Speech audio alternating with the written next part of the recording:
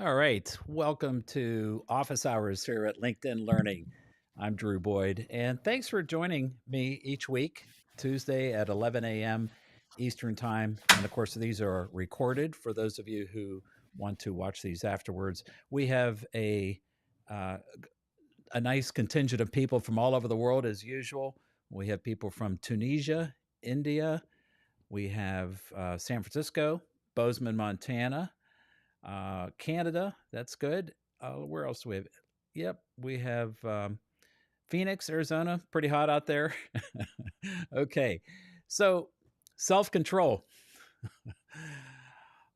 I'm sure all of us at some point in our lives have thought about, gee, how could I get a little bit more control of this aspect of my life?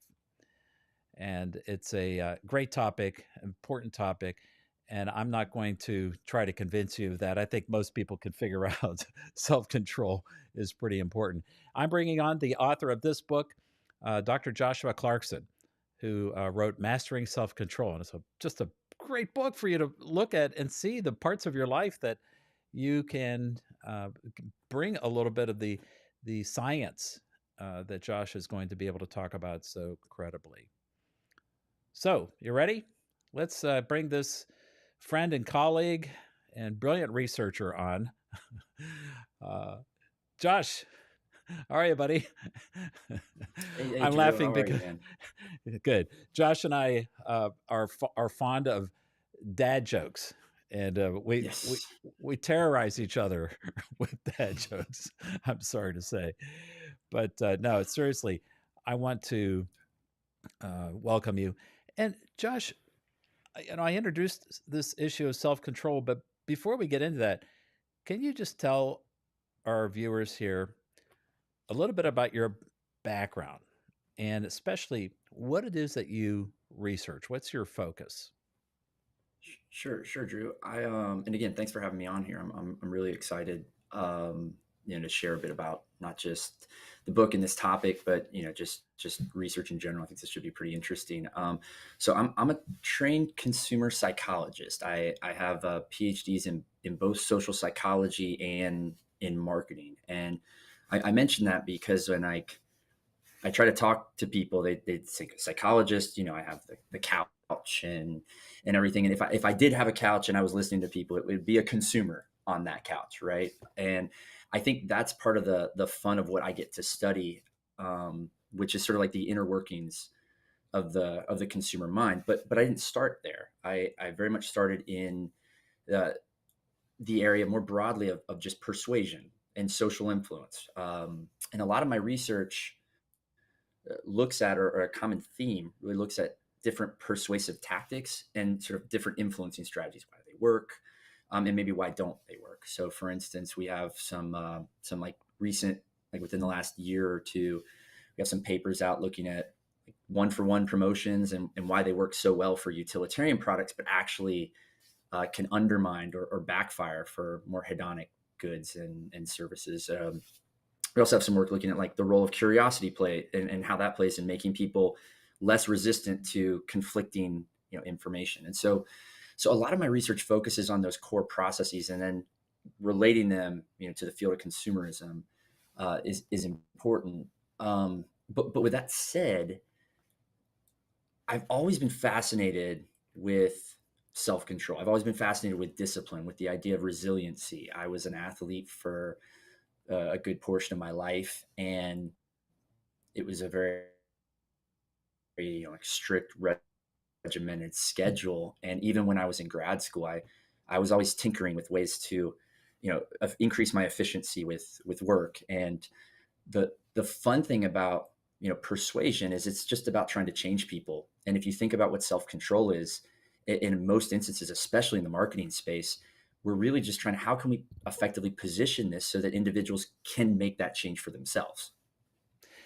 Yeah, good. It's heady stuff for sure. And you said Yeah, one of the magic words that I've been focusing on lately is curiosity. Maybe at a future yeah, live stream, we can get back together and talk more about for that. sure. And by the way, for the participants, go ahead and put your questions in the comments. And for a group of you, I've invited you to actually come on live if you'd like to be part of our discussion and ask or contribute. Just go ahead and use that link, and I can bring you right on. So, Josh, with all those different topics, why this book? Why did you write Mastering Self Control? That's a, you know, you think at some point, like people, well, it's just sort of self-evident, and that works. The idea of writing a book, which I know you know very well, Drew, like the idea, it it's very hard to sustain over time on a, oh well, this will just be something kind of fun to do, right? And so a little bit of the backstory is I doubt many people watching this will debate the idea that goals are somehow valuable or important. We know that they are, and the statistic I like to point to is just anything related to New Year's resolutions. We've all set them, and we continue to set them, even if we don't follow up on them. But what I think is interesting is where I've struggled, and where I see others struggle as well. And this is on a personal level with certain individuals, but also at a corporate level. Is is how do we actually make our goals a reality? And I was looking around just to try to answer that question. And I really was struggling to find resources on the market. That there were things that talked about bits and pieces. There's books on habits, for instance. There's some good books on that, and there's some good books and good resources on certain types of goals to set. Uh, but there's a lot of different topics, and as someone who's studied this area for like in directly for over a decade, and been involved in it for over 20 years, it was a little light. It felt like it was easy to just say, well, you've got to be more motivated. And it's like, well, that's a piece, but that's not all of it. And so what motivated this book was really, I wanted to say, okay, maybe I just have an idea of a goal, something I would like to do. I'm going to start here, and I'm going to write a book that's going to help me go through all the steps necessary so that at the end, I hopefully have achieved the goal, and I'm able to sort of maximize that efficacy in my own life of what that goal would be. So that's how I broke it apart, and so each chapter, Drew, sort of takes on another big piece of the puzzle. But it's intentionally meant to be sequential in many ways. Okay, it's interesting. You mentioned sequential. Uh, Tell us what that sequence looks like. What are Yeah, the areas of your life that you cover? Uh, why these areas? What's it all about?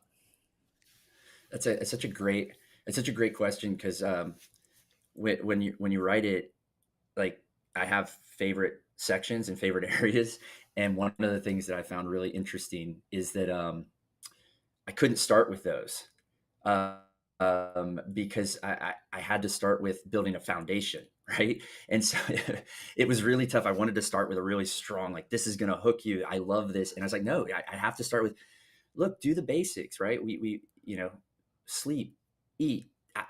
These are some of the simple things, but preparing ourselves um, for when we then are engaging in goal pursuit, right? So that's the first chapter. The second chapter is about motivation. Again, I mean, obviously a huge area, but one that if we're not sure why we're doing it, when it gets difficult, as anything does, we need to lean on that why. And it's very hard if you don't know what it is in that moment. You're not going to want to think about it, right? I mean, if you're running a race, or if you're in the middle of grad school, or you're doing something, and you're really struggling, it's really hard to pull yourself out of that for the moment.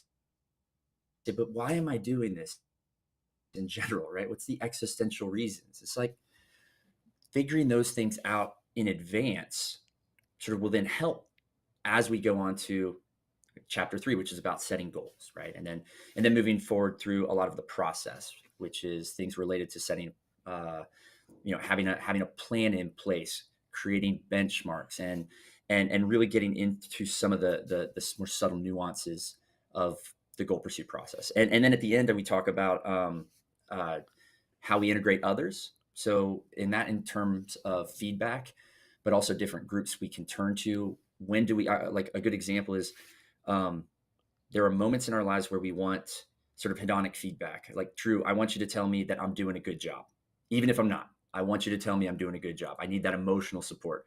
But there are other times where I want that utilitarian feedback. I want you telling me, Josh, this is how you get to that next level. This is how you need to keep working. When do we want some of that feedback? And when do we want some of this feedback? And that's what I walk through in chapter 7. And the last chapter is, which I know we've chatted a little bit about, is on maintenance, which is okay. Now that we've achieved this, how do we maintain sort of these results?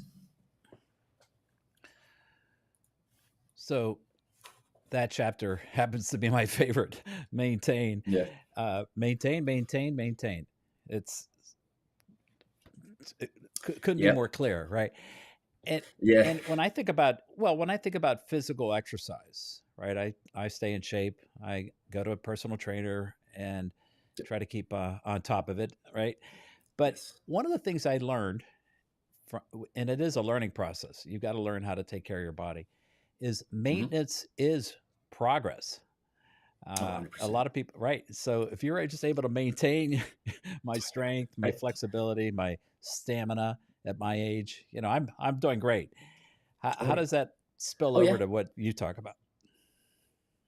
Well, I'll share something interesting. So when I put forth the proposal to write the book, I submitted it, and I don't remember the number of chapters I had in it, but you present a breakdown, and they sent the book out to sort of reviewers and individuals in the field to ask, would this be a contribution? Is this useful, right? Relevant? And maybe people don't actually know that, but that's one of the things that is fascinating about a lot of these books is just the ideas themselves need to get vetted in many instances. And I got feedback from one of the reviewers who said that well, what about maintenance? Because there's not a lot in the literature about maintenance. And yeah, I was kind of sheep. I was like, oh, I forgot. I had mentioned it in a handful of other places, but you're 100% right, Drew. And that ended up being one of my most enjoyable chapters to write because it's something that we typically don't think about. And we also don't know what to do with it. Um, we don't, it's hard to set maintenance goals. uh, But the reality is, maintaining something for a significant amount of time is really what we're trying to do. Like in most instances, and I would say like with most people, the goal is not the change is not the most difficult part of it. It's maintaining that change. And I'll give you a silly example. Let's say you want to do something very radical. You want to do this whole 30 diet and you want to eliminate all sugars from your diet. Now we know that that's going to be very difficult because sugar does have a lot of addictive properties to it. But I bet you could do that. I bet you could do that right now. And you may even be able to do that for 24 hours.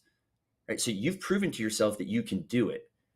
You could argue, well, now it just becomes a maintenance problem, right? I've done it for 24 hours. Now, how do I do it for the next, 20 some years, 40 years, 80 years, or whatever it might be? Or in the case of the whole 30, the next 29 days. And understanding that process, I think, is something that is very difficult for us to do because I don't think we think of goal pursuit in that way.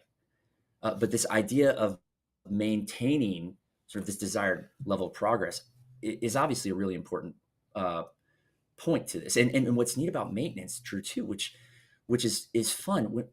Typically, when I say self control, and we can get back to why I have the cover as what it is, because there's actually there's a reason for that, of course. But when it comes down to maintenance, we start to think about Okay. things like flow, right? Yeah, isn't that great? Yeah. My my brother said, "Why do you have an anvil bringing a bird down?" And I said, "That's not. It's the bird going up, right?" And he was laughing with me on that. But the reason that's on there, Drew, is when I say self control, what most people think about is they think about pain, they think about anguish, they think about giving things up, right? So what's interesting is when you think about something like maintenance, no one's going to want to do that. No one's going to be motivated to do that for extended periods of time. We have to integrate some sort of fun enjoyment in on this as well. And one of the nice things when we think about like maintenance is you think about things like getting into a flow state, right? Really hitting that point where we've seen where like, in my life, athletes were in this where you just disappear and you're performing at very high levels.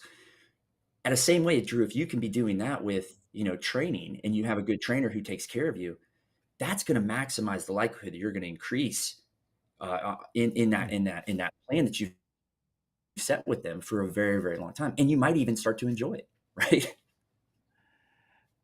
Yeah, it is true, and I do enjoy it. But I think I've always looked at it like I want to see increases, and I've come to grips with the idea that just keeping my stamina, Yeah, my strength. Now, it is. here's a key thing from that chapter. I keep keying on this. So there's so many other great chapters here, but this Yep, maintenance chapter captures my attention.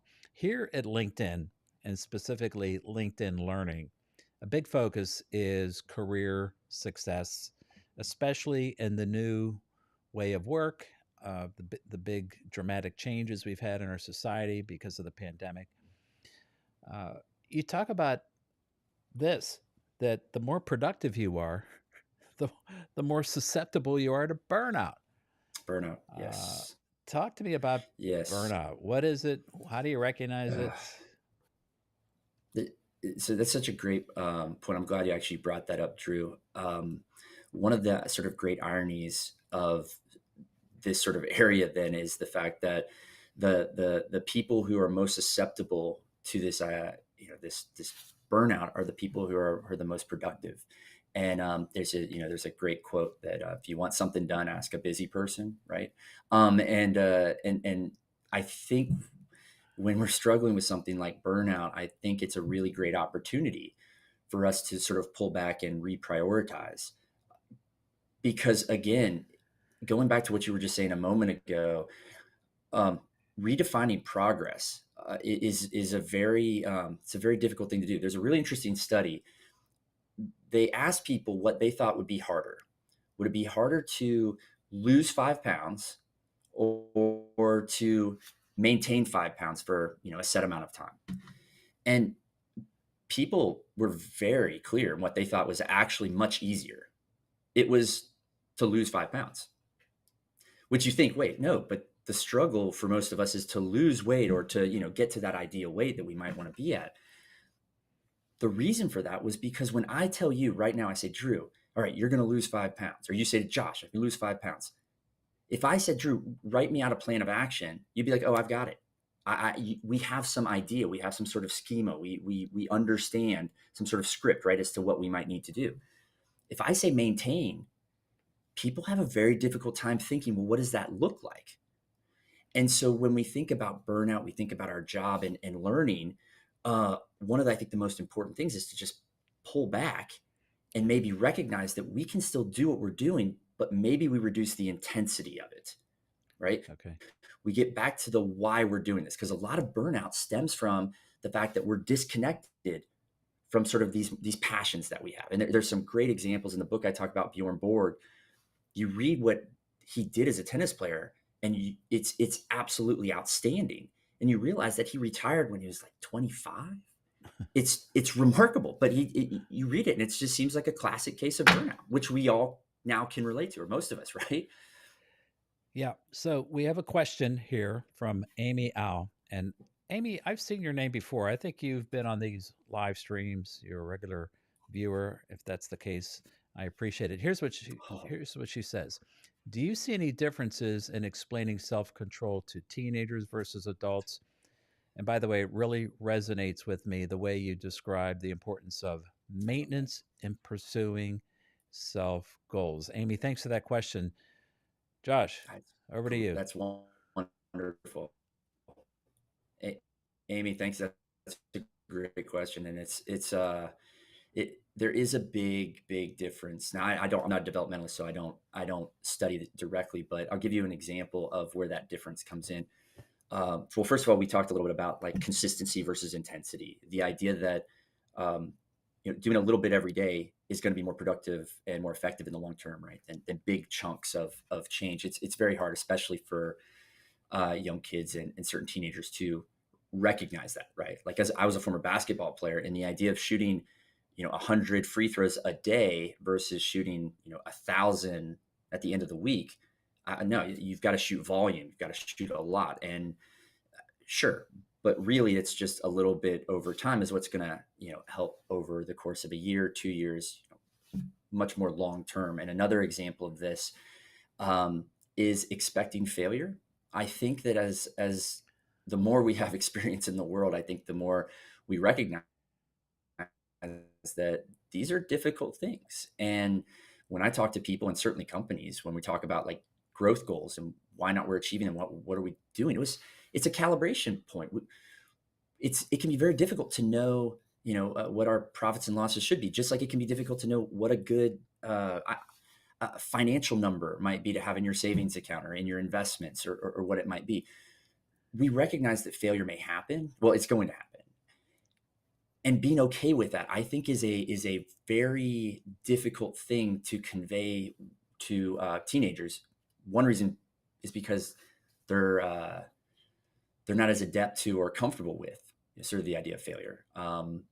But that being said, one of the really fun things when I coached, Drew. I don't actually know if you know this. I coached basketball for 5 years, and I did it at middle school, junior varsity, and varsity levels in high school, and both guys and both the men's and women's teams. And one of the things that I loved about athletes and teenagers in particular is that they valued structure.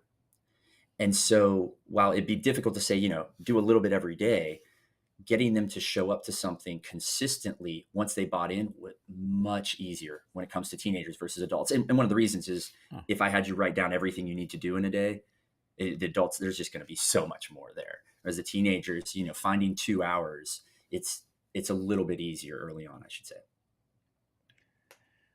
Now, you talked about success, you've talked about failure, but there's something else in the chapter about maintenance that caught my eye, and that's something between failure and success called normalcy. Yes. Why do people need to anticipate that? Why do they have a difficult It's time with normalcy? I, it's so funny. It's um there's this idea called this arrival fallacy, and it's this idea that when we finally achieve our goals, we're going to be elated. We're going to have this like I won the lottery moment. And the reality is, if you're doing this in a way that's sustainable, that there's never it's never going to happen, and so we feel let down in that uh, situation. So for instance, let's say my goal is to pay off credit card debt. Now, it would be wonderful if there was some windfall and then I was able to allocate it to that and get it paid. But for the most part, it's just a little bit of money consistently over a set period of time. And so what happens is your third to last payment doesn't feel much different than your second to last payment, which really doesn't feel that much different to your last payment. Now, don't misunderstand me. There's sometimes it's a very cognitive relief of like, okay, now I can reallocate this monies, or I'm done with that, and you could feel really good. But we expect to feel like our life has just changed. And it has, but it's changed over a long period of time, not in the immediate. So when we talk about maintenance, the idea again, and going back to what I was saying earlier about some of those earlier chapters, Drew, like if we know why we're trying to pursue these sort of like very difficult behaviors, we can maximize our sense of achievement and our sense of satisfaction, but it's going to happen through discipline. And again, what you were saying earlier about working out with a trainer, it's you go every day, whether you feel like it, whether or not, whether you're busy or not, you go. And Drew, I'm betting there are days when you go and you're giving 40%. You're not maxing out, but it's that consistency over time. And so becoming comfortable with that, not you, Drew, right? Everyone, but What? wait, what? Never. But it's that consistency over time. I will take someone who shows up every day. We can work with that, even if they're not 100% in. You don't have to be Yeah. 100% all the time, but it's recognizing that. And it becomes very much from a feeling to this more cognitive, I'm here and I have that confidence going through it. But we want to feel like, hey, I did something great. And we did, but it just doesn't feel like that windfall, like a lottery. Here's a question from Sarabjeet. I think I am pronouncing that correctly. What are your thoughts on curiosity carrying you to a different world of imagination, which somehow shows you different standalone than the others around you? How to detach from that imagination? pretty complex question there, Sir Abjeet. I love it. Let's Yeah. yeah, wow. Okay. Yep. Let's see what, Well, Dr. Clarkson has to say about that. that's actually it's I'll take the question maybe in a bit of a different way, but I think it's a really, really important question because when we talk about self control, one of the ideas that's really important is things like meditation, and there is a wonderful power of taking ourselves out of our surroundings and being able to sort of reinvent sort of the world that we're in. At the same time, a lot of meditation really is grounded in that self body awareness. And one of the real difficult things, Drew, I don't like to run. I'm tall, and it's just not a comfortable thing for me. So when I run, it's very hard for me to focus on my body. I like to focus on other things. I like to listen to podcasts. I like to do this. But when I'm training constantly, I have to focus back on my body. I have to come to terms with it's okay that it's uncomfortable. And in fact, what do we know? We know that because it's uncomfortable, there's a good chance I'm growing as a result of it. Now, I'm one of these more extreme, you know, individuals like a David Goggins, but I think that when we talk about sort of the way we think and how we approach things, coming to terms with who we are and what we're okay with, that's part of what successful self-control looks like. And I think when we try to bring in something like curiosity, I think that there's wonderful ways to think through curiosity and self-control. So for instance, what ways can you make this fun? One of the reasons I like working with trainers, Drew, is because I don't want to think through the stuff. I just want to show up and have them tell me what to do. And they can say, hey, today we're going to, I've never climbed a rock wall. But if somebody said to do that, that would be fun. And bridging sort of some of these gaps to try to understand maybe different ways to think about problems or to think about solutions is absolutely wonderful. The irony is, in many of these instances, training ourselves, right, having some sort of structure to allow for spontaneity and allow for creativity, as oxymoronic as that sounds, can be really key. And that works just as well with, our goals. So, training, trying to think Yeah. about, when to work, when to write, and all these things. All right. We are getting ready to wrap up here. So, a couple questions, last questions here from me anyway. Uh, First of all, where can people buy the book? Where can they Yeah. buy the book? So they can get it from the publisher's website. So it's at Yep. Cambridge University. But you can also just put it it's available at Amazon for, Hmm. get it today if you want. And that's all over worldwide. And So then, if you were to give our viewers, let's say, 3 to 4 tips right now that's going to help love it. them with self control, what would you say? I'll try to go through these pretty quickly, but I think this is actually really important. We've already talked about it, but consistency over intensity.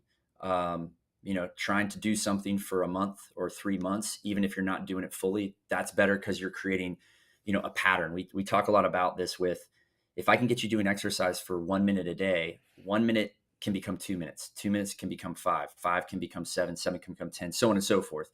At that point, it's just a matter of scale or magnitude, but consistency is so important. A second point that might be, I find it very useful, is this distinction between inhibitory goals and initiatory goals, and that's fancy sort of research talk.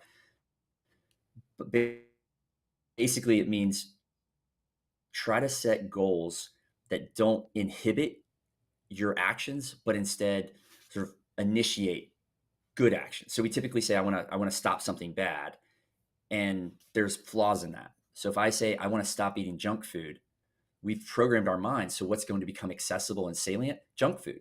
Our brain is hardwired to help us understand sort of the targets of our goals. So instead of me thinking I want to avoid junk food, I'm going to eat, healthier food. And the moment I say that, what pops into my mind? Things like salads, green stuff, right? But that's where your mind starts going. And so if you think about, well, I want to, quit smoking.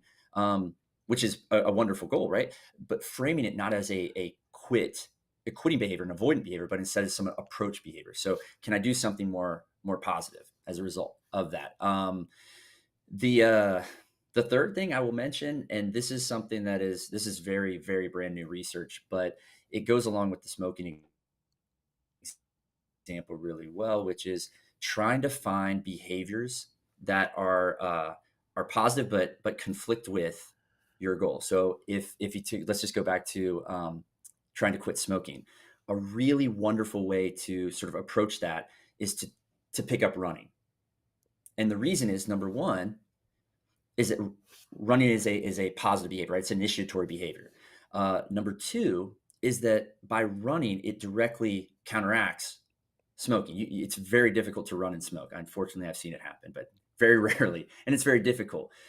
But over time, it's not only a goal that can replace smoking, but it's one that counteracts it, which I think is something that's really positive. And again, it can be difficult, but we call these sort of more emergent goals. And then the last thing, Drew, the last point I would say is, and this is going to sound silly, but have fun. You know, if you're going to the trainer every day and that trainer you, you just don't enjoy them, you don't enjoy their style, you're not going to have fun with it. You may not enjoy the work, and that's okay. But if you can't enjoy the fun, if they, talk about things you talk about, they have a good personality, whatever it can be, but you got to have fun in this. And that goes back to burnout, that goes back to maintenance. Think about this as something that's a lifestyle change. And it's okay to have fun.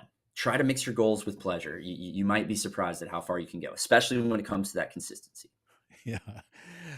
Yeah. You ended on such a positive note because that's Good. pretty much how I define my life. I gotta have fun, and when Yeah, I go exactly. out into the world and do things for different companies or people, I got to get something out of it too, a new Yep, learning or some new experience. So, exactly.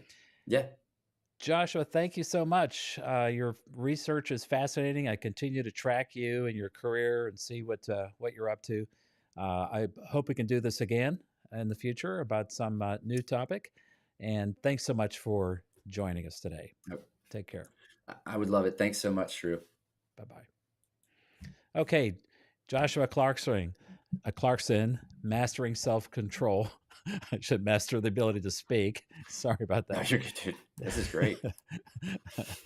So, I wanted to let you know a couple things. First of all, next week, next Tuesday at 11 o'clock, humorous innovation, the role of laughter in facilitating creativity. I think you're going to be surprised and pleasantly pleased at what this topic can do for you. So please join me. Also, be sure to check out the podcast. It comes out every week, all about creativity in this case, whereas the live streams are about different career topics. The podcast is all about systematic creativity and how you can use it to improve your life. And that is it for office hours here at LinkedIn Learning. See you next week. Bye bye.